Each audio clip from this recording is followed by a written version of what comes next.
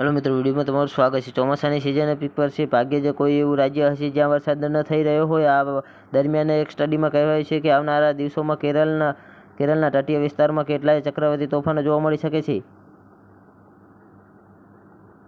તો જ્યાં મિત્રો ત્યારે આવા સમયે લોકોને સાવધાન રહેવાની જરૂર છે। નેશનલ ઇન્સ્ટિટ્યૂટ ઓફ ઓશિયનોગ્રાફીએ પોતાની સ્ટડીમાં જણાવ્યું છે કે આ તોફાન ઓક્ટોબરથી નવેમ્બરની વચ્ચે કેરળમાં દસ્તક થઈ શકે છે। આ ઉપરાંત પશ્ચિમી તટ પર ઓગસ્ટથી સપ્ટેમ્બર મહિનાની વચ્ચે ભારેથી અતિભારે વરસાદની સંભાવના વ્યક્ત કરવામાં આવી રહી છે।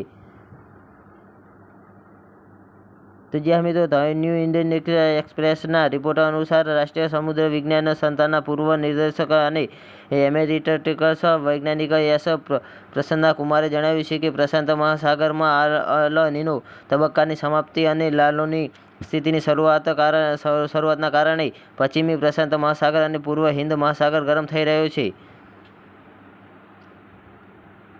તો જ્યાં મિત્રો તેનાથી વાતાવરણમાં ભેજ વધી ગયો છે। ત્યારે આવા સમયે ઓગસ્ટ મહિનામાં ભારે વરસાદની સંભાવના છે અથવા તો ચોમાસું પણ લંબાવવાની આશા છે। તો વળી જ્યારે એકવાર ચોમાસાની વાપસી થઈ જશે તો અરબ સાગરમાં તીવ્રતા ચક્રવાતો આવવાની સંભાવના વ્યક્ત કરવામાં આવી રહી છે। તો જ્યાં મિત્રો આ રિસર્ચ પેપરને પ્રસન્ના કુમારના નેતૃત્વની ટીમે તૈયાર કર્યા છે, જેનું શીર્ષક છે કે શું ઉત્તર હિન્દી મહાસાગરના ગરમ થવાથી વધારે ટ્રોપિકલ ચક્રવાતો ઉત્પન્ન થઈ શકે છે। માનવામાં આવે છે કે આ રિસર્ચ પેપર ઓગસ્ટ મહિનામાં પબ્લિક થઈ શકે છે। તેના સહલેખકોના NIOના RS અભિનવન અને જાર્યુ નરવર, આ ઉપરાંત વિક્રમ સારાભાઈ સસ્પેન્સ સેન્ટરના અવેલિન્ક ફાસીએ પણ કો ઓથરની ભૂમિકા નિભાવી છે।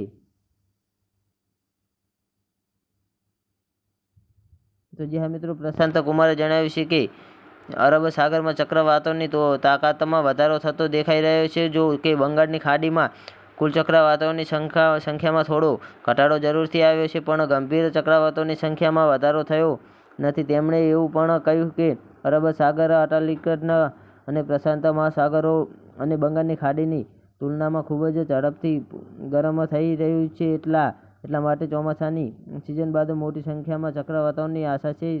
તેમણે એવું પણ કહ્યું કે સાઉથ વેસ્ટર્ન ચોમાસાની સિઝન ખતમ થયા બાદ વધારે તીવ્રતાવાળા ચક્રવાતો આવી શકે છે। તો જ્યાં મિત્રો વિડીયોમાં બન્યા રહેવા બદલ ધન્યવાદ।